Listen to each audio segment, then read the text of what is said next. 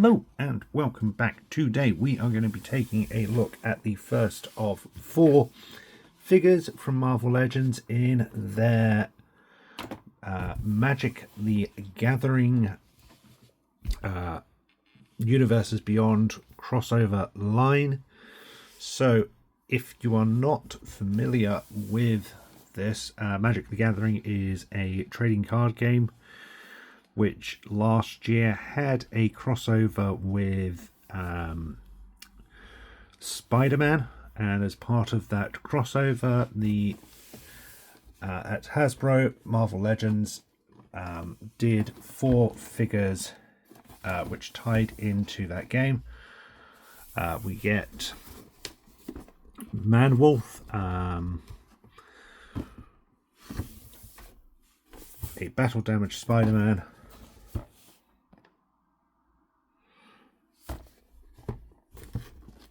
Agent Anti-Venom, and then Mary Jane in the Iron Spider suit. So all 4 figures come in the same packaging. They come with a trading card which is playable within the Magic the Gathering game if you do collect or play. Spider-Man, Agent Venom, and Mary Jane are all alt art reprints of cards which are available from that Magic the Gathering Spider-Man set. Interestingly enough, Man-Wolf comes with a whole new card which actually isn't in the set. Well, I say whole new card, it's a reprint, rename of an existing Magic card amended to fit into that Spider-Man line. So it's Colonel John Jameson, Huntmaster. The original card was Huntmaster of the Fells. So it's interesting that we get a Man-Wolf figure in this line that wasn't actually in the trading card game, but that is what it is. Otherwise, the other 3 figures do have cards within the game. And here we have the Spectacular Spider-Man. So I'm going to start by looking at Spider-Man. I'll move the others out of the way, which we picked up in other videos. But here we have the battle damaged Spider-Man. So the packaging is slightly different to the standard Marvel fare, with being in a blue, black, with Spider-Man art throughout. It's labelled as Magic the Gathering / Spider-Man to denote the fact that this is a tie-in to that trading card game. Exclusive collectible card. So as I said, the cards are all reprints, with 3 of them being available from that Spider-Man set. They're just an alternate art. We get some really nice artwork on the side of the packaging. Below is our legal and barcode top, and then the back is a cross sell of all 4 figures in the line. There we have the figures. Let's get this opened and take a look at those within. So these ones open at the side.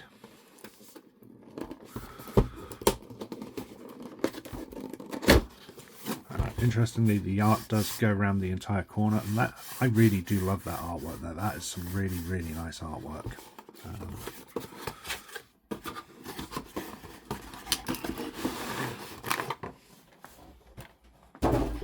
We get the figure in the clamshell, and then we get a backdrop of New York skyline with some webbing, which is actually a really nice piece. I'm not quite sure if the other figures have the same backdrop or not. It'd be interesting to see.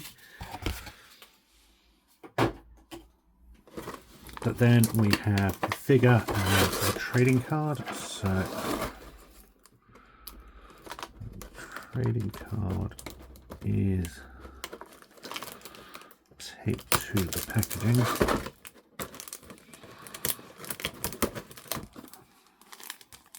But that is our trading card. You can see it's got a nice hollow foil to it. It has that battle damaged artwork. there. The figure comes with a bunch of accessories. We get a web shield, which appears to be the sort of standard Captain America shield remolded as webbing, with one of those wrist clips on the side. It comes with the standard webline accessory, which pretty much all the Spider-Men now come with as standard. It's done in a translucent plastic, well, pearlescent translucent plastic, and it's just a small web line for the figure to grip onto. Interestingly, he comes with 2 pairs of alternate hands. We get a splayed hand for posing,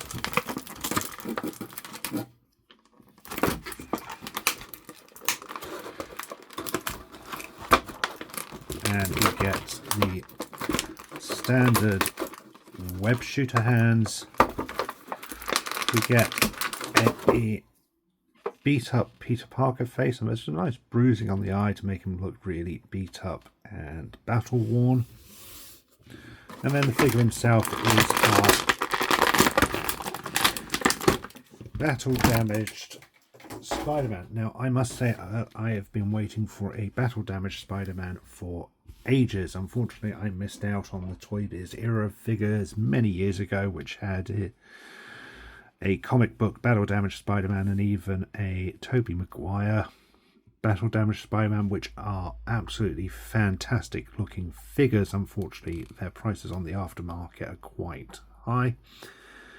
So here we have a battle damaged Spider-Man. I really like the molded detail on the arms with the cuts, and on his chest and the tears in the suit.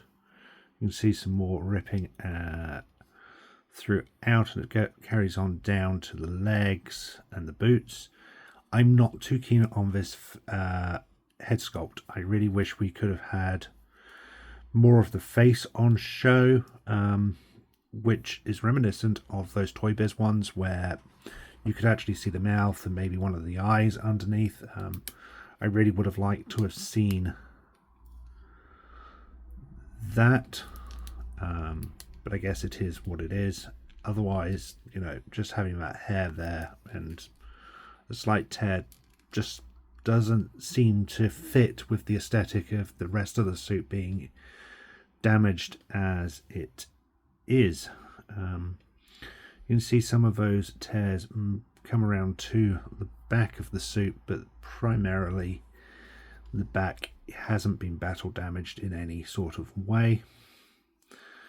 The figure has a lot of the standard Marvel articulation. No ball joint at the neck, but there is at the head, and you can pop that off and put the Peter head on if you wish. Oh, that's a tight fit. I feel the Peter head kind of sits a little high on the neck, which looks a little weird. He has butterfly joints, which is really, really nice, so we can get some range of movement there. Standard fares at the arms with double hinge at the elbow and wrists. There is a torso ball joint, so we get a full range of movement there, and an ab crunch, which is probably one of my favorite Buck styles, is to have that rather than a twist at the waist, which always feels misaligned. We get our legs, which are tight. I have seen a lot of reviews which have noted these breaking,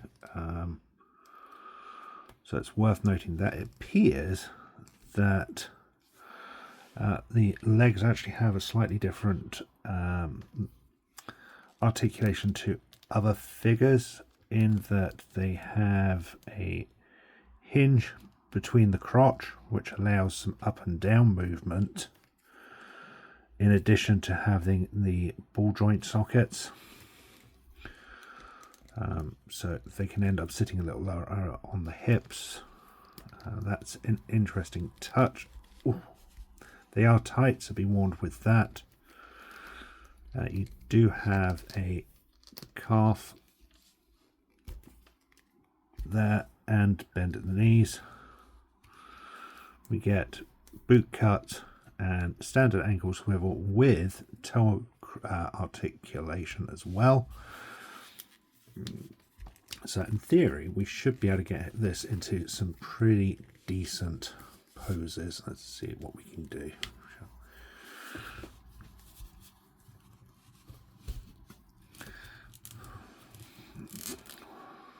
Okay, let's swap his hand out and give him an open palmed.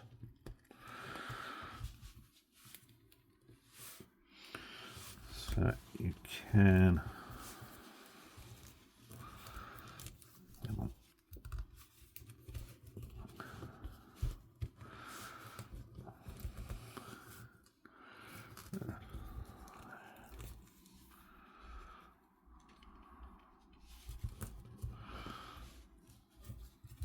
okay, so you can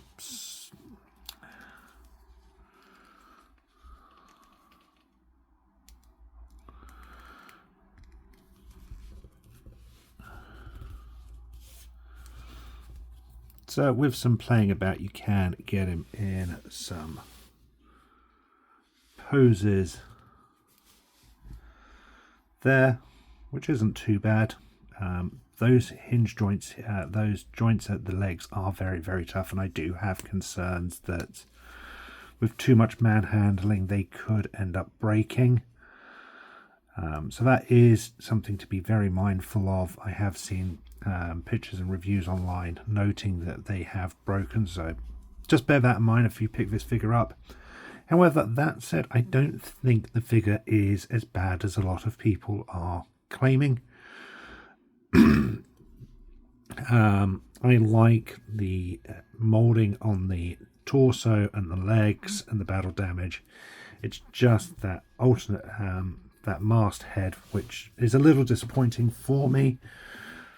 And I feel that I would have rather have had maybe fewer accessories and some of that money going into the sculpting for a torn head face mask.